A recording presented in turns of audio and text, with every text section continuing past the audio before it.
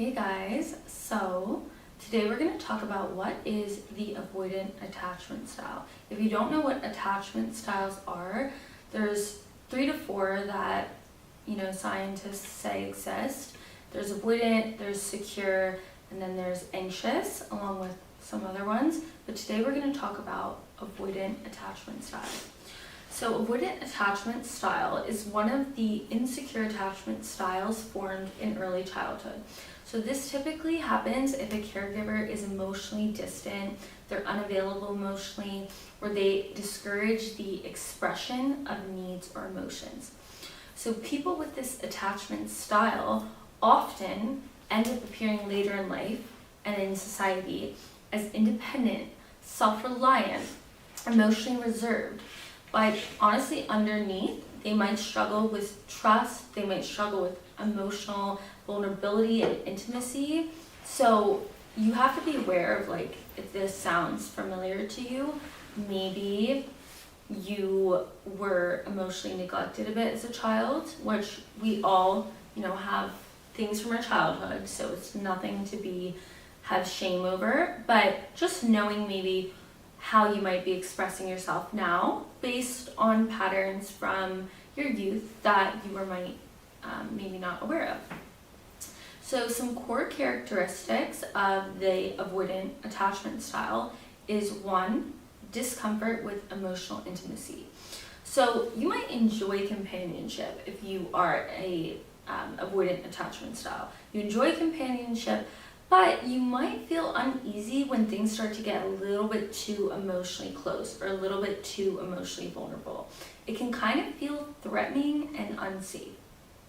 Now, another characteristic of an avoidant attachment style is that you might have a strong need for independence. So you might pride yourself on being self-sufficient, and you might perceive dependence on others as a weakness. Again, totally valid, but just knowing maybe where you fall in these attachment styles.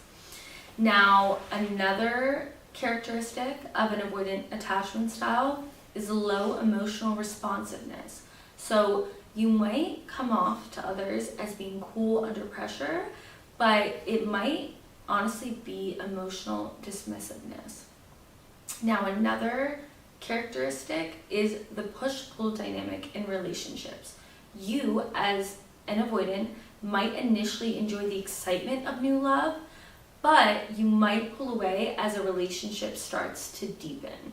So if you're in a relationship, you're happy, or you meet someone and then you start to get closer, you start to get a little bit more vulnerable, they start to know more about you, and then, just like that, you want to pull away. So with conflict as well in relationships, you might withdraw, shut down, or ghost instead of engaging emotionally. Now, these common patterns in childhood that might be associated from where this avoidant style comes from could be being encouraged to toughen up instead of express your feelings, being praised for being independent at a young age, or having caregivers that were critical or emotionally available. Now, the challenges with that in adult relationships is that you might have difficulty expressing needs or recognizing your partner's needs, which emphasis heavy on the expressing your own needs. If you're avoidant, you might not express your needs, you might feel like someone's not giving you what you need, and you dip, you ghost, etc.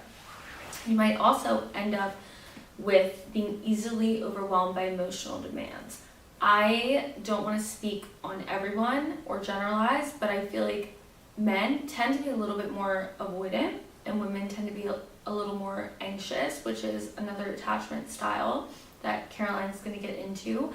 But for the avoidant, they might be overwhelmed by these demands and they might not know how to do it themselves. So again, they just shut down fully. Now, the last point of the avoidant attachment style is how do you heal or evolve towards a secure attachment style. So number 1, always, first and foremost, awareness. Just notice your patterns without self-blame. Do not blame yourself for being like this. Do not, get mad at your mom. I totally get it, but just notice, hey, you know what? I think what I just did might be a little bit of an avoidant attachment. Then try therapy or coaching, like attachment focused work or somatic work, which is when you talk about your feelings and you get in your body, might be something specific. If you feel like you're an avoidant attachment style, you might want to contact a therapist and say, hey, I feel like I am an avoidant attachment style. Which, by the way, guys, if a guy tells me they're going to therapy, I find that to be like an amazing green flag, and I am like feeling like I want to trust them because I feel like they're working on it. So you can specifically tell therapists, like, I would like to work on this attachment style. Another way to heal or evolve towards a secure attachment is to communicate. So clearly express your boundaries and emotional needs. And then lastly, your partner choice. Secure partners can create a space for emotional growth. So try and find partners where you feel like maybe you can communicate your avoidant attachment style, or you can just kind of overall be safe to express yourself and be more vulnerable. So thank you guys for tuning in on more about the avoidant attachment style in relationships, and we're gonna send you off to another video about the opposite of that, which is the anxious attachment style.